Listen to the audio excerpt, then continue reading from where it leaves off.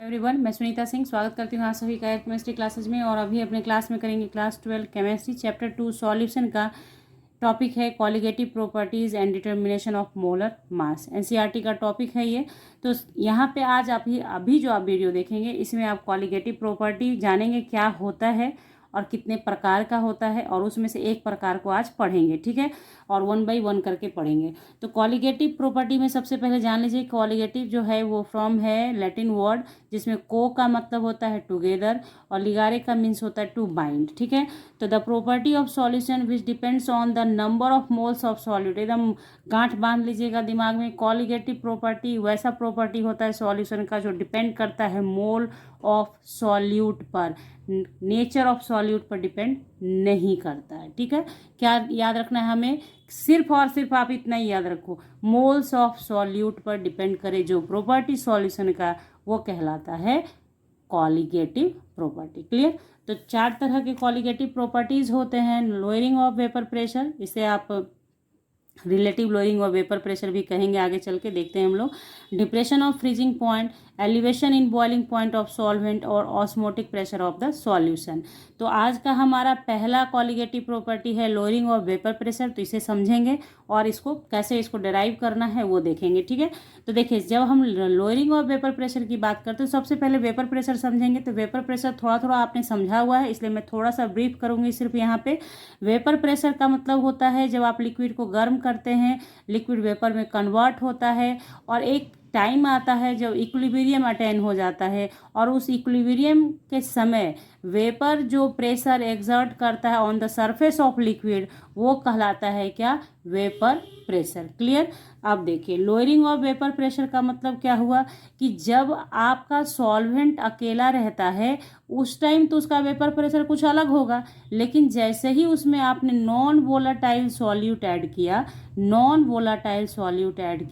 तो वो क्या करता है? लोअर हो जाता है क्या? Vapour pressure.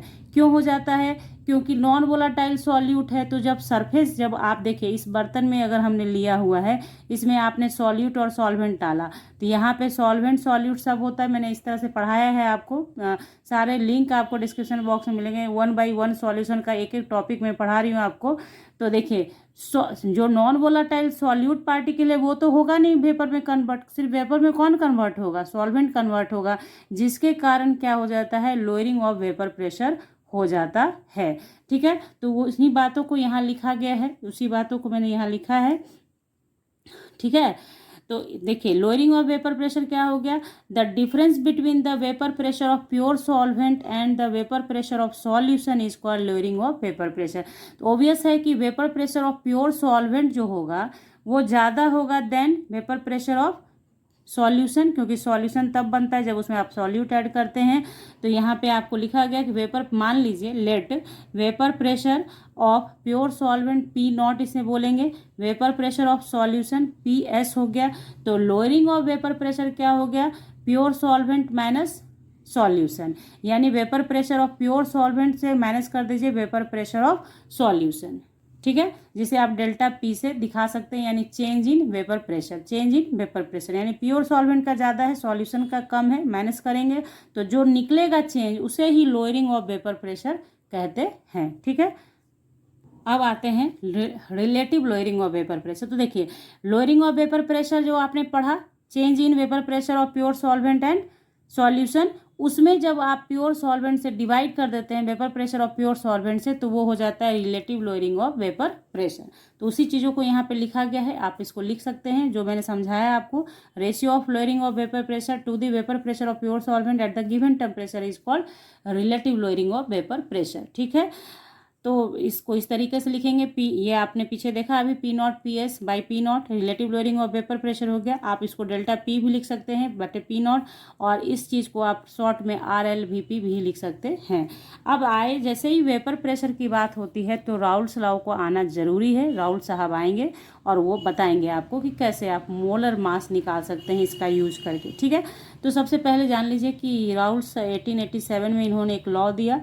उनके लॉ के अकॉर्डिंग क्या था? देखिए, the relative lowering of vapour pressure, जो आपने ऊपर अभी देखा है, relative lowering of vapour pressure of solution is equal to the mole fraction of solute, और वो भी सॉल्यूट कैसा होना चाहिए? नॉन वोलाटाइल होना चाहिए।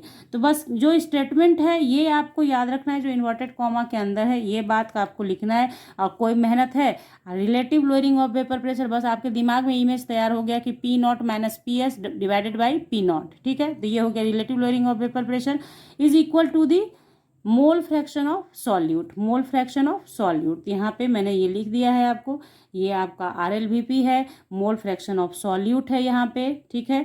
स्मॉल n से सॉल्यूट हो गया और कैपिटल N से सॉल्वेंट हो गया।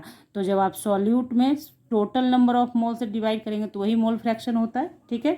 तो यहाँ पे सब चीज़ मेंशन कर दिया है मैंने कि n बराबर number of moles of solute है, जिसे आप W/m भी लिख सकते हैं। मोल्स के लिए होता है ना वेट बटे मॉलिक्यूलर वेट, उसी तरह से कैपिटल N सॉल्वेंट के लिए है, जिसे कैपिटल से शो किया है मैंने। Total number of moles of solution n+n हो गया। तो आप मोल फ्रैक्शन ऑफ सॉल्वेंट अगर लिखना हो आपको, ये समझाने के लिए सिर्फ किया है, तो क्या हो जाएगा n divided by n+n। Capital N ऊपर हो गया तो वो हो गया मोल फ्रैक्शन ऑफ सॉल्वेंट, और स्मॉल n ऊपर हो गया तो ये हो गया मोल फ्रैक्शन ऑफ सॉल्यूट। क्लियर। अब यहाँ पे देख लीजिए, बस कुछ नहीं किया है, जहाँ जहाँ स्मॉल n था वहाँ W/m कर दिया, W/m कर दिया, और सॉल्वेंट के लिए कैपिटल W/m कर दिया। ये सॉल्यूट ये सॉल्वेंट सब लिख दिया है मैंने, आपको कहीं कोई तकलीफ नहीं होगी। अब यहाँ ध्यान दीजिए, in case of dilute solution, जब डाइल्यूट सॉल्यूशन होता है तो वहाँ पे क्या होता है, सॉल्यूट की मात्रा बहुत कम होती है। तो जो यहाँ डिनोमिनेटर का पार्ट है ना, उसमें आप क्या कर सकते हैं, सॉल्यूट को नेग्लिजिबल मान सकते हैं, यानी कि डिनोमिनेटर से आप क्या कर सकते हैं, सॉल्यूट के मोल्स को हटा सकते हैं, क्योंकि वो बहुत कम मात्रा में होता है। ये लिखा मैंने, तो यहाँ पे आप इसको हटा देंगे तो बचेगा सिर्फ क्या, स्मॉल n बटे कैपिटल N बचेगा, क्योंकि टोटल मोल में से क्या था, n+n था, तो सॉल्यूट को आपने स्किप कर दिया। क्यों, क्योंकि डाइल्यूट सॉल्यूशन है तो मात्रा बहुत कम है, तो आप मान लीजिए कि सिर्फ सॉल्वेंट ही है। तो इस तरीके से आप अज्यूम करके इसको लिखेंगे। उसके बाद n और n का वैल्यू पुट किया मैंने, यहाँ जो पीछे दिखाया है आपको उस तरीके से किया। और चूंकि यहाँ पे जो स्मॉल m है यही है मोलर मास ऑफ सॉल्यूट, जो निकालना आपका पर्पस है, मोलर मास ऑफ सॉल्यूट। तो मोलर मास ऑफ सॉल्यूट को आप एक तरफ कर लीजिए, इस तरफ ले आइए, और इन भाई साहब को यहाँ लेके चले आइए।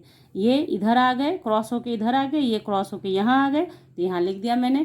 और फिर ये ऊपर चला जाएगा, लिख दिया मैंने, ये जाएगा ना ऊपर, नीचे है ऐसे डिवाइडेड बाई तो ऊपर जाएगा, तो WM/P0 दिस, ठीक है।